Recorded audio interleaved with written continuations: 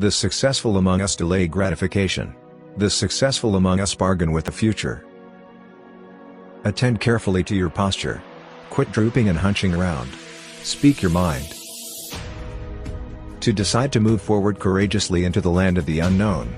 That's one of the secrets to a good life. Perhaps you are overvaluing what you don't have and undervaluing what you do. Don't underestimate the hole your absence would leave. The purpose of life is finding the largest burden that you can bear and bearing it. It is my firm belief that the best way to fix the world, a handyman's dream, if ever there was one, is to fix yourself. If you can't even clean up your own room, who the hell are you to give advice to the world? In order to think, you have to risk being offensive. You positively need to be occupied with something weighty, deep, profound, and difficult. You have some vital role to play in the unfolding destiny of the world. You are, therefore, morally obliged to take care of yourself. It's in responsibility that most people find the meaning that sustains them through life. We must each adopt as much responsibility as possible for individual life, society and the world. What's the difference between the successful and the unsuccessful? The successful sacrifice. Assume that the person you are listening to might know something you don't. When you have something to say, silence is a lie, and tyranny feeds on lies. You're much better off to confront your fears head-on than you are to wait and let them find you. Failure is the price we pay for standards, and, because mediocrity has consequences both real and harsh, standards are necessary. The lack of your best hurts everything.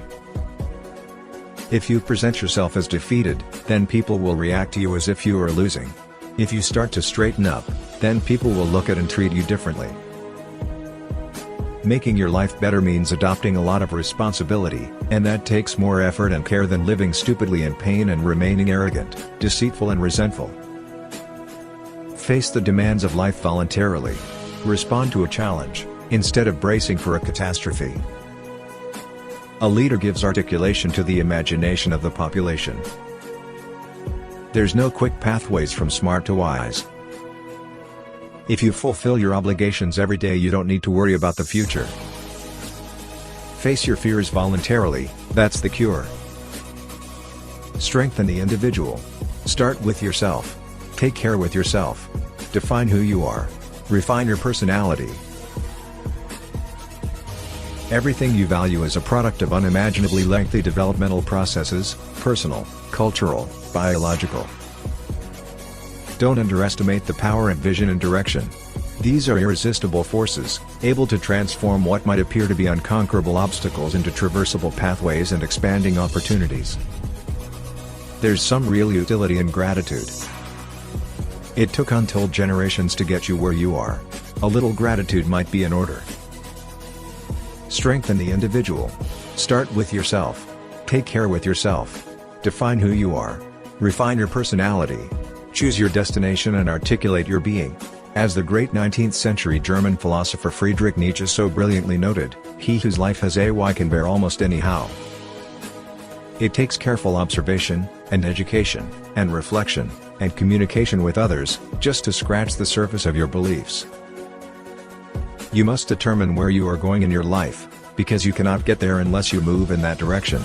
Random wandering will not move you forward. It will instead disappoint and frustrate you and make you anxious and unhappy and hard to get along with, and then resentful, and then vengeful, and then worse. And if you think tough men are dangerous, wait until you see what weak men are capable of. The better ambitions have to do with the development of character and ability, rather than status and power. Status you can lose.